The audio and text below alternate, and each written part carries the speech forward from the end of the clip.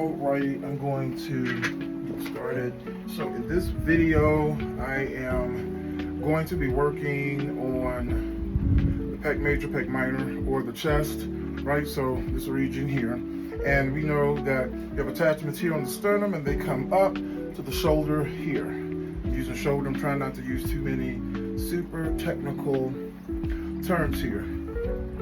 So here, this is the reason we'll be working now. The reason I'm doing this is so if you're a massage therapist and you're watching this video, this will help you massage male clients in the chest region a whole lot better. A lot of times we don't get the pressure or the detail in the chest region. We just get, get a little efforage, whatever, and keep it going. So no matter who you are, if you have male clients, you'll learn how to do that more effectively. Secondly, if you are someone who gets massages, you can take this video and you can show this to your therapist and have them see these techniques so that they can be used on you. So those are some takeaways from this video. Now, one of the things that I do in this video with my clients, I stretch. So all the stuff you see here, I do. And I would normally, before I work on the chest, I start my client face up, and they're started face up because this is spa style. So I start face up so I can hit the shoulders, I can do all here, I can hit the arms, I can come in here, do so I can do everything I do here to loosen up the neck, that upper trap, the C-spine, the upper trap, and all of this supraspinatus, deltoid, loosen all this up, and then work on the chest. Now, this is the full chest scene, so when I have male clients who come in, male and female always get from here up worked. So I always tell male clients, if they're a bodybuilder or you're somebody say, hey, I just need my chest massage, or if you have a lot of muscle, you should get it massaged when you go see your therapist. And I would tell them, if you want the whole chest addressed, take the sheet, and when you fold it and drape it either at the nipple line or right below. That lets me know, and really right below, right at that xiphoid process, that lets me know you want the whole chest massage. Right, so one of the first things I do, massage and everything is good. So one of the first things I do is I'm going to start out with some stretches and some compressions, right?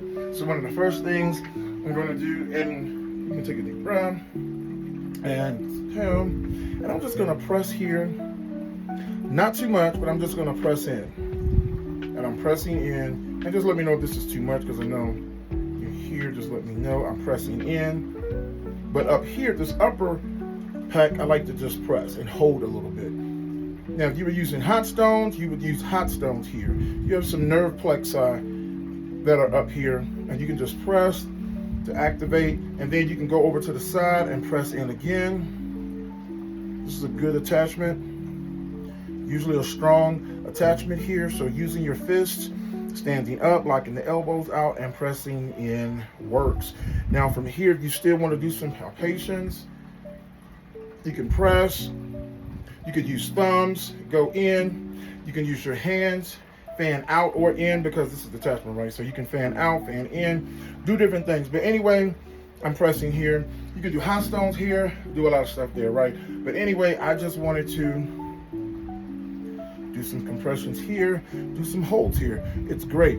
So next I'm going to do a stretch. So what I'm going to ask the client to do, what I'm going to do for this stretch is I'm going to grab. So you got pec major, pec minor. A lot of people never get the pec minor addressed, because I'm going to use some tools here too. So for the pec minor, I'm trying not to talk over here. So for the pec minor, and it's under the pec major, and it can get real sensitive. So what we're going to do, I'm going to grab, I'm going to reach under, and I'm going to grab. Then I'm going to ask the client, what I want you to do is take your hand, and you can try that for me, and just reach over top of your head. Yep, and take it slowly up, all the way up, and then take it slowly all the way down. Yep, so that's what we're going to do. So I'm going to grab the pec. This is a pec stretch, almost like a pin and stretch for the pec. So what we're going to do, you're going to get in here and you're going to grab. Let me know if this is too much or if it's pinching. I'm going to grab, and I'm going to tell the client, go.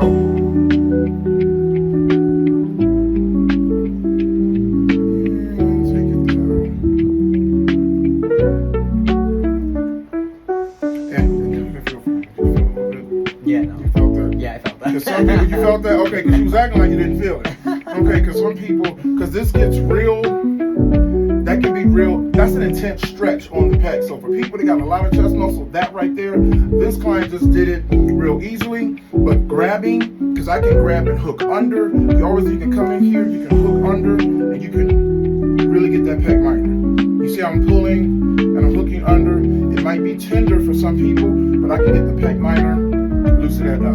Grab it, have them do, it's almost like a pin and stretch on the pec, and the more you scoop under, get that pec minor, get those attachments, the more they will feel it.